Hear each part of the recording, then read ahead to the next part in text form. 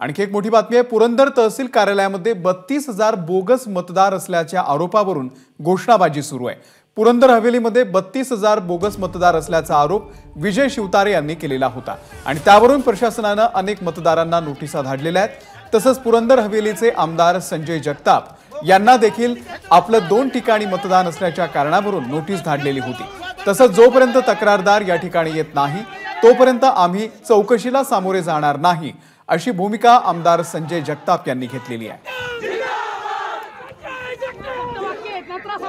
मलाही स्वतःला नोटीस आली आहे, माझ्या बंधूंना आली आहे आणि या ठिकाणी उपस्थित सगळ्यांना नोटीस आहेत। 32,000 लोकांना नोटीस आहेत आणि ह्याच्यामध्ये जर बघितलं प्रशासनाने काय सांगितलंय, तुम्ही उपस्थित नाही राहिला तुमचं नाव रद्द करणार आणि त्याचं हे प्रूफ आहे।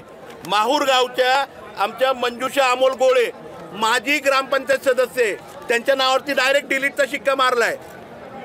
डायरेक्ट डिलीटचा शिक्का कुणाच्या? ग्रामपंचायतीच्या सदस्याच्या नावावरती।